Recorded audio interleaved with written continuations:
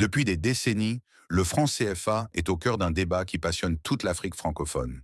C'est bien plus qu'une simple monnaie, c'est un symbole, un verrou, parfois même un mystère qui divise les opinions. Alors aujourd'hui, on va plonger dans cette histoire, découvrir d'où vient vraiment le franc CFA, comment il fonctionne, et surtout pourquoi il fait encore autant parler de lui en 2025. D'abord, parlons des origines. Le franc CFA, ça remonte à la période d'après la Seconde Guerre mondiale, juste avant la décolonisation. À l'époque, la France voulait garder une influence économique forte sur ses anciennes colonies africaines.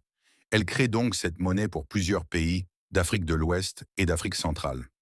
Officiellement, c'était pour assurer la stabilité monétaire et faciliter les échanges entre ces pays et la France. Mais derrière cette stabilité, il y a un lien très fort avec la France.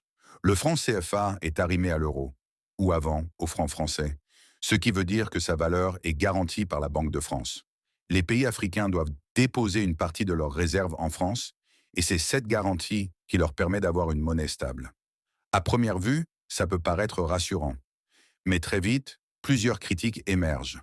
D'abord, beaucoup dénoncent une perte de souveraineté. Ces pays n'ont pas vraiment le contrôle total de leur propre monnaie. Ils ne peuvent pas décider librement de leur politique monétaire, ni ajuster les taux de change selon leurs besoins économiques locaux. C'est comme si une partie de leur pouvoir économique était déléguée à un autre pays. Et puis, il y a les conséquences concrètes. Par exemple, une monnaie surévaluée peut rendre les exportations plus chères et la croissance plus difficile.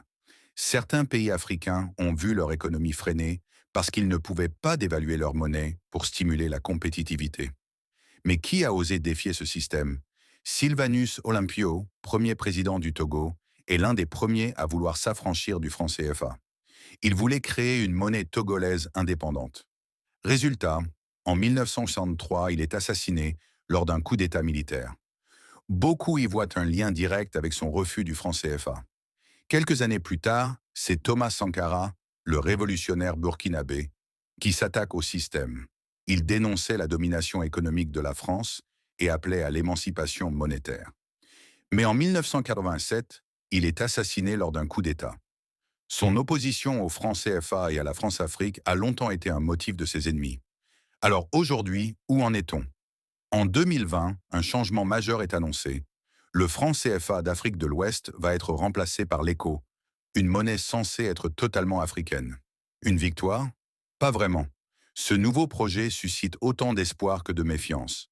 Certains y voient une évolution positive, d'autres un simple rebranding sans réelle autonomie, car la France garderait encore une influence importante. Dans la vie quotidienne, le débat est vif. Pour certains, le franc CFA garantit la stabilité des prix, la confiance des investisseurs et évite l'inflation galopante. Pour d'autres, c'est une chaîne invisible qui empêche leur pays de vraiment décoller économiquement.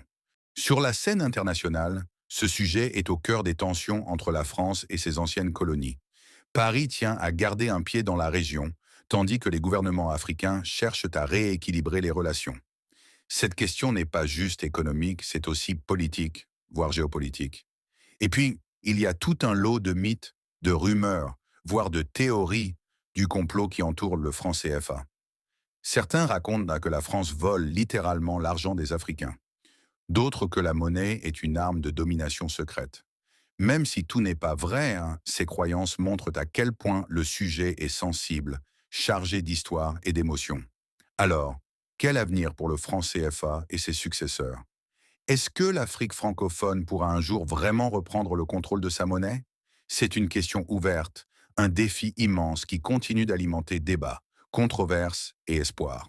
Si tu veux comprendre les vrais enjeux, les secrets derrière le franc CFA et suivre cette évolution, reste connecté.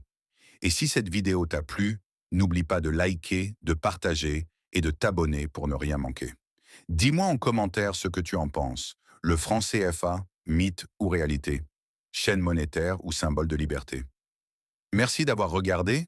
À très vite pour une nouvelle vidéo.